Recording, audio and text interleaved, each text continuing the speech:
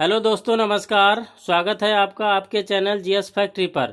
दोस्तों, आज के इस वीडियो में मैं आप लोगों के लिए संविधान से जुड़े हुए कुछ बहुत ही महत्वपूर्ण प्रश्नों को लेकर के आपके समक्ष उपस्थित हुआ हूं, जो अक्सर विभिन्न परीक्षाओं में पूछे गए हैं। तो चलिए शुरू करते हैं आज का ये वीडियो। संविधान ऐतिहासिक पृष्ठभूमि। पहला क्वेश्चन है, लोकसभा का प्रोटेम अध्यक्ष नियुक्त किया जाता है। ए, भारत के राष्ट्रपति द्वारा, बी, भारत के उपराष्ट्रपति द्वारा, सी, भारत के प्रधानमंत्री द्वारा, या फिर डी, भारत के मुख्य न्यायाधीश के द्वारा। तो लोकसभा का जो प्रोटेम अध्यक्ष है वो नियुक्त किया जाता है ए, यानी कि भारत के राष्ट्रपति द्वारा। अगला क्वेश्चन है, लोकसभा में भारत के राष्ट्रपति द्वारा एंग्लो इंडियन समुदाय के कितने सदस्य मनोनीत किए जाते हैं। ए, 12, बी, 8, सी, 4, डी, 2। तो लोकसभा में भारत के राष्ट्रपति द्वारा एंग्लो इंडियन समुदाय के 2 सदस्य मनोनीत किए जाते हैं, यानी कि विकल्प डी सत्य है। ये उत्तराखंड ARO के मेंस में पूछा गया क्वेश्चन है। अगला क्वेश्चन है, भारत के संविधान के अनुच्छेद 70 के अंतर्गत राष्ट्रपति एवं उपराष्ट्रपति की अनुपस्थिति में कौन राष्ट्रपति होगा। ए, लोकसभा अध्यक्ष, बी, भारत के प्रधानमंत्री, भारत के मुख्य निर्वाचन आयुक्त, या फिर डी, भारत के मुख्य न्यायाधीश। तो भारत के संविधान के अनुच्छेद 70 के अंतर्गत राष्ट्रपति एवं उपराष्ट्रपति की अनुपस्थिति में भारत के मुख्य न्यायाधीश जो हैं वो राष्ट्रपति होंगे। नेक्स्ट क्वेश्चन है, निम्नलिखित राज्यों में किस राज्य की विधानमंडल द्विसदनीय है। ए, तमिलनाडु, बी, त्रिपुरा, सी, पश्चिम बंगाल, डी, बिहार। तो जो है इन विकल्पों में से बिहार जो है उसके विधानमंडल द्विसदनीय है, यानी कि विकल्प डी सत्य है। अगला क्वेश्चन है, भारतीय संघ कौन से देश के संघ के सदस्य है। तो यह है ए, संयुक्त राज्य अमेरिका के, बी, ऑस्ट्रेलिया के, स्विट्जरलैंड के, या फिर कनाडा के।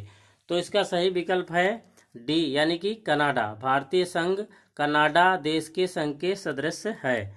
अगला क्वेश्चन है, भारत में केंद्र शासित प्रदेशों की कुल संख्या है। ए, 5, बी, 6, सी, 7, या फिर डी, 8। तो वर्तमान में भारत में जो केंद्र शासित प्रदेश हैं उनकी कुल संख्या है 8। अगला क्वेश्चन है, भारत के सर्वोच्च न्यायालय की आधिकारिक भाषा है। ए, हिंदी देवनागरी, बी, उर्दू पारसी, या फिर डी, सी अंग्रेजी, या फिर डी, भारत के संविधान में वर्णित 18 भाषाएं। तो भारत के सर्वोच्च न्यायालय की आधिकारिक भाषा है सी, अंग्रेजी। अगला क्वेश्चन है, भारत में राजनीतिक दलों को मान्यता दी जाती है। ए, केंद्र सरकार के द्वारा, बी, राज्य सरकार द्वारा, सी, भारत के उच्चतम न्यायालय द्वारा, या फिर डी, भारतीय निर्वाचन आयोग द्वारा। तो भारत में राजनीतिक दलों को मान्यता दी जाती है, वो दी जाती है भारतीय निर्वाचन आयोग द्वारा, यानी कि डी विकल्प सत्य है। अगला क्वेश्चन है, भारत का निर्वाचन आयोग है। ए, विधिक संस्था, बी, प्रशासनिक संस्था, सी, अधिनियमित संस्था, या फिर डी, संवैधानिक संस्था। तो भारत निर्वाचन आयोग जो है वो संवैधानिक संस्था, यानी कि डी विकल्प सत्य है। भारत में सूचना का अधिकार किस वर्ष में पारित किया गया। 2004 में, 1999 में, 2005 में, या फिर 2009 में। तो भारत में सूचना का अधिकार अधिनियम जो है वो वर्ष 2005 में पारित किया गया था। मार्ले मिंटो सुधार अधिनियम 1909 का प्रमुख प्रावधान कौन नहीं है। विधान परिषदों के आकार में वृद्धि, केंद्रीय विधान परिषदों में सरकारी बहुमत, सांप्रदायिक और पृथक निर्वाचन पद्धति, केंद्रीय विधान परिषद में निर्वाचित सदस्यों को स्थान नहीं। तो इसमें कौन सा प्रावधान नहीं है मार्ले मिंटो सुधार अधिनियम 2009 में। तो यह है डी विकल्प, केंद्रीय विधान परिषद में निर्वाचित सदस्यों को स्थान नहीं। अगला प्रश्न है, 93वां संवैधानिक संशोधन किससे संबंधित है। ए, पंचायती राज संस्था से, बी, मौलिक कर्तव्यों से, सी भारत के उत्तर पूर्वी राज्यों से, डी शिक्षण संस्थानों में ओबीसी के आरक्षण से। तो इसका सही विकल्प है डी, यानी कि 93वां जो संविधान संशोधन है वो संबंधित है शिक्षण संस्थानों में ओबीसी के आरक्षण से। अगला प्रश्न है, निम्नलिखित में से भारत सरकार अधिनियम 1935 की मुख्य विशेषताओं में से नहीं थी, यानी कि निम्न में से एक भारत सरकार अधिनियम 1935 की मुख्य विशेषताओं में से नहीं थी। ए, ये प्रांतीय स्वायत्तता के सूत्रपात का संकेत था। इस अधिनियम में अखिल भारतीय महासंघ का प्रावधान था। इसने प्रांतीय स्तर पर द्वैध शासन प्रणाली को समाप्त कर केंद्र में लागू किया। अवशिष्ट विषय प्रांतीय विधायिकाओं को आवंटित किए गए। तो इसका सही विकल्प है डी, अवशिष्ट विषय प्रांतीय विधायिकाओं को आवंटित किए गए थे। यही एक इसकी जो है मुख्य विशेषताओं में नहीं थी। अगला प्रश्न है, निम्नलिखित में से किस अधिनियम द्वारा संवैधानिक निरंकुशता का सिद्धांत प्रवृत्त किया गया? ए, 1909 का भारतीय काउंसिल अधिनियम, बी, 1919 का भारत सरकार अधिनियम, सी, 1935 का भारत सरकार अधिनियम, या फिर डी, 1947 का भारतीय स्वतंत्रता अधिनियम। तो इसका सही विकल्प है सी, 1935 का भारत सरकार अधिनियम। अगला प्रश्न है, 1773 का रेगुलेटिंग अधिनियम पहला कदम था जिसने ब्रिटेन की संसद को भारत पर विधि बनाने के अधिकार पर बल दिया, विधायिका को कार्यपालिका से अलग किया, न्यायपालिका को कार्यपालिका से अलग किया, या फिर विधि निर्माण का केंद्रीकरण किया। तो इसका सही विकल्प है ए, ब्रिटेन की संसद को भारत पर विधि बनाने के लिए अधिकार पर बल दिया। अगला प्रश्न है, 16वां ब्रिटिश भारत के निम्नलिखित प्रांतों पर विचार कीजिए और उन प्रांतों को पहचानिए जहां 1937 में भारतीय राष्ट्रीय कांग्रेस का मंत्रिमंडल नहीं बना। ए, मध्य प्रांत, बी, उड़ीसा, सी, यानी कि एक मध्य प्रांत, बी दूसरा जो है उड़ीसा, तीसरा बंगाल और चौथा है पंजाब। तो निम्नलिखित कूट में सही चुनिए। तो कहाँ कहाँ नहीं बना था? 1 और 2 यानी कि मध्य प्रांत और उड़ीसा, 3 और 4 यानी कि बंगाल और पंजाब, या फिर 2 और 3 उड़ीसा और बंगाल, या फिर डी 1 और 4 यानी कि मध्य प्रांत और पंजाब। तो इसका सही विकल्प है बी, यानी कि 3 और 4 यानी कि बंगाल और पंजाब में जो है 1937 में भारतीय राष्ट्रीय कांग्रेस का मंत्रिमंडल नहीं बना। अगला क्वेश्चन है, निम्नलिखित में से कौन से अधिनियम ने ब्रिटेन में एक ऐसे नियंत्रण बोर्ड की स्थापना का प्रावधान किया जिसके माध्यम से ब्रिटिश सरकार भारत में ईस्ट इंडिया कंपनी के दीवानी, सैनिक और राजस्व संबंधी सभी मामलों पर पूरी तरह नियंत्रण रख सके? ए, 1773 का रेगुलेटिंग एक्ट, बी, 1784 का पिट्स इंडिया अधिनियम, सी, 1833 का चार्टर अधिनियम, या फिर डी, 1858 का भारत सरकार अधिनियम। तो इसका सही विकल्प है बी, यानी कि 1784 का पिट्स इंडिया अधिनियम, जिसके द्वारा जो है ब्रिटेन में एक ऐसे नियंत्रण बोर्ड की स्थापना का प्रावधान किया जिसके माध्यम से ब्रिटिश सरकार भारत में ईस्ट इंडिया कंपनी के दीवानी, सैनिक और राजस्व संबंधी सभी मामलों पर पूरी तरह नियंत्रण रख सके। अगला क्वेश्चन है, निम्नलिखित में से किस अधिनियम में कलकत्ता में सर्वोच्च न्यायालय की स्थापना का प्रावधान किया गया? ए, रेगुलेटिंग एक्ट 1773, बी, पिट का भारत अधिनियम 1784, सी, चार्टर एक्ट 1813, या फिर डी, चार्टर एक्ट 1833। तो इसका सही विकल्प है ए, यानी कि रेगुलेटिंग एक्ट 1773, जिसके तहत जो है कलकत्ता में सर्वोच्च न्यायालय की स्थापना का प्रावधान किया गया। अगला क्वेश्चन है, ब्रिटिश मिशनरियों को भारत में बसने की अनुमति प्रदान की गई? ए, 1773 के रेगुलेटिंग एक्ट द्वारा, बी, पिट्स इंडिया एक्ट 1784 द्वारा, सी, 1793 के चार्टर एक्ट द्वारा, या फिर डी, 1813 के चार्टर एक्ट द्वारा। तो इसका सही विकल्प है डी, यानी कि 1813 के चार्टर एक्ट द्वारा ब्रिटिश मिशनरियों को भारत में बसने की अनुमति प्रदान की गई थी। अगला क्वेश्चन है, ब्रिटिश सरकार के किस अधिनियम ने सबसे पहली बार भारत में शिक्षा के लिए 1,00,000 रुपए दिए थे? तो ब्रिटिश सरकार के किस अधिनियम ने? ए. वुड्स का डिस्पैच 1854, चार्टर अधिनियम 1813, चार्टर अधिनियम 1853, या फिर डी. भारतीय परिषद अधिनियम 1892। तो इसका सही विकल्प है बी, यानी कि चार्टर अधिनियम 1813। अगला क्वेश्चन है, किस अधिनियम ने भारतवासियों को अपने देश के प्रशासन में कुछ हिस्सा लेना संभव बनाया?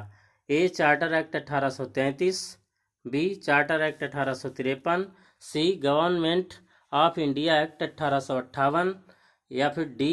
Indian council act 1861। तो सही विकल्प है ए, यानी कि चार्टर एक्ट 1833 के अधिनियम ने भारतवासियों को अपने देश के प्रशासन में कुछ हिस्सा लेना संभव बनाया। क्वेश्चन नंबर 22, निम्नलिखित में से कौन एक अधिनियम ने भारतीय प्रांतों को उनकी विधायी शक्ति से वंचित किया? ए. 1813 का अधिनियम, बी. 1833 का अधिनियम, सी. 1853 का अधिनियम, या फिर डी. 1861 का अधिनियम। तो इसका सही विकल्प है बी, यानी कि 1833 का अधिनियम ने भारतीय प्रांतों को उनकी विधायी शक्ति से वंचित किया। नेक्स्ट क्वेश्चन है, निम्नलिखित में से किस अधिनियम द्वारा ब्रिटिश ताज ने भारतीय प्रशासन को अपने हाथों में लिया? ए है 1773 के अधिनियम द्वारा, बी. 1853 के अधिनियम द्वारा, सी. 1858 के अधिनियम द्वारा, या फिर डी. 1861 के अधिनियम द्वारा। तो सही विकल्प है सी, 1858 के अधिनियम द्वारा ब्रिटिश ताज ने भारतीय प्रशासन को अपने हाथों में लिया था।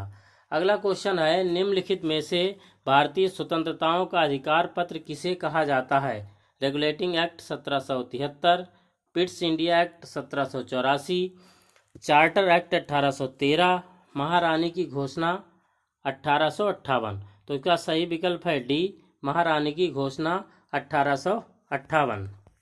अगला क्वेश्चन है, भारत में प्रतिनिधि सरकार की बुनियाद डाली थी?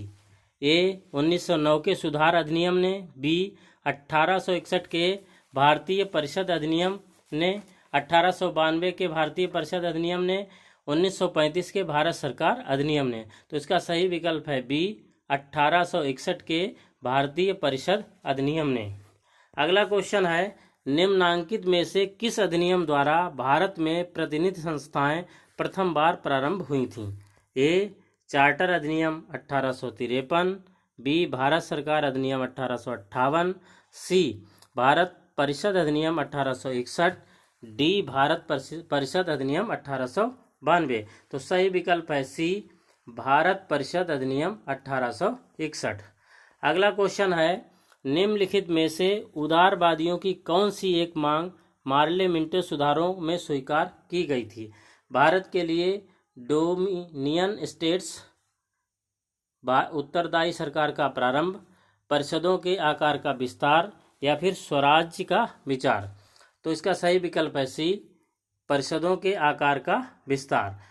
जो है उदारवादियों की यही एक मांग जो है मार्ले मिंटो सुधार में स्वीकार की गई थी। अगला क्वेश्चन है, निम्नलिखित युग्मों में से कौन सा एक सही सुमेलित है? ए. इंडियन काउंसिल एक्ट 1892, निर्वाचन का सिद्धांत, बी. इंडियन काउंसिल एक्ट 1909, उत्तरदायी शासन, सी. गवर्नमेंट ऑफ इंडिया एक्ट 1919, प्रांतीय स्वायत्तता, गवर्नमेंट ऑफ इंडिया एक्ट 1935, राज्यों में द्वैध शासन। तो इसका सही विकल्प है ए, यानी कि ए विकल्प सत्य है। इंडियन काउंसिल एक्ट 1892 जो है निर्वाचन का सिद्धांत है, यानी यही सही सुमेलित है। अगला क्वेश्चन है, भारत सरकार अधिनियम 1919 ने निम्नलिखित में से किसको स्पष्ट रूप से परिभाषित किया? ए. न्यायपालिका एवं विधायिका, लेजिस्लेचर के बीच शक्ति का पृथक्करण, बी. केंद्रीय एवं प्रांतीय सरकारों की अधिकारिता, सी. भारत के सेक्रेटरी ऑफ स्टेट्स एवं वायसराय की शक्तियां, डी. उपर्युक्त में से कोई नहीं। तो इसका सही विकल्प है बी, यानी कि केंद्रीय एवं प्रांतीय सरकारों की अधिकारिता। नेक्स्ट क्वेश्चन, निम्नलिखित अधिनियमों में से किसने भारत में पृथक सांप्रदायिक निर्वाचन का प्रावधान किया? भारतीय परिषद अधिनियम 1861, भारतीय परिषद अधिनियम 1892, भारतीय परिषद अधिनियम 1909 और भारत सरकार अधिनियम 1919। सही विकल्प है सी, भारतीय परिषद अधिनियम 1909। इस अधिनियम में से जो है भारत में पृथक सांप्रदायिक निर्वाचन का प्रावधान किया गया। अगला क्वेश्चन है, भारत सरकार अधिनियम 1919 किस पर आधारित था? ए, मॉर्ले मिंटो सुधार, B, Montagu Chelmsford report, C, Ramsay MacDonald award, D, Nehru report. तो इसका सही विकल्प है बी, मोंटेग्यू चेम्सफोर्ड रिपोर्ट। अगला क्वेश्चन है, केंद्र में कौन सा एक्ट द्विसदनीय विधायिका लाया? A, 1961 act, B, 1917 act, C, 1919 act या फिर डी, 1915 वाला एक्ट। तो यह है सही विकल्प सी, 1919 एक्ट, जिसके तहत केंद्र में द्विसदनीय विधायिका वाला एक्ट लाया गया। नेक्स्ट क्वेश्चन है, 1919 के एक्ट के अंतर्गत द्वैध शासन से संबंधित निम्न वक्तव्यों में से कौन सा एक सही है? ए, प्रांतों में परिषदों के सदस्य प्रांतीय विधानमंडलों के प्रति उत्तरदायी थे, बी, उत्तरदायी शासन की ओर से यह प्रथम चरण था, सी, प्रांतीय राज्यपाल नाम मात्र का अध्यक्ष रह गया था, या फिर डी, उपरयुक्त में से कोई नहीं। तो इसका सही विकल्प है बी, यानी कि उत्तरदायी शासन की ओर यह प्रथम चरण था। नेक्स्ट क्वेश्चन है, प्रांतों में अधिकांश उत्तरदायी सरकारें निम्नलिखित में से किस एक एक्ट के अधीन गठित की गई थीं? तो the government of India act 1919, the government of India act 1935, Indian councils act 1909 या फिर इंडियन काउंसिल एक्ट 1892। तो इसका सही विकल्प है ए, दी गवर्नमेंट ऑफ इंडिया एक्ट 1919। इसके तहत प्रांतों में आंशिक उत्तरदायी सरकारें जो है इसी एक्ट के अधीन गठित की गई थी। अगला क्वेश्चन है, 35वां, प्रांतीय विषयों का केंद्रीय विषयों से पृथक करने के लिए जिस अधिनियम में पहली बार सांविधिक नियम बनाए गए थे वो था? भारत सरकार अधिनियम 1935, भारत सरकार अधिनियम 1919, भारतीय परिषद अधिनियम 1909 या फिर भारतीय परिषद अधिनियम 1892। तो सही विकल्प है बी, भारत सरकार अधिनियम 1919। 1919 के भारत शासन अधिनियम की निम्नलिखित में से कौन सी प्रमुख विशेषता या विशेषताएं हैं? प्रांतों की कार्यकारिणी सरकार में द्वैध शासन की व्यवस्था, मुसलमानों के लिए पृथक सांप्रदायिक निर्वाचक मंडलों की व्यवस्था, केंद्र द्वारा प्रांतों को विधायिनी शक्ति का हस्तांतरण।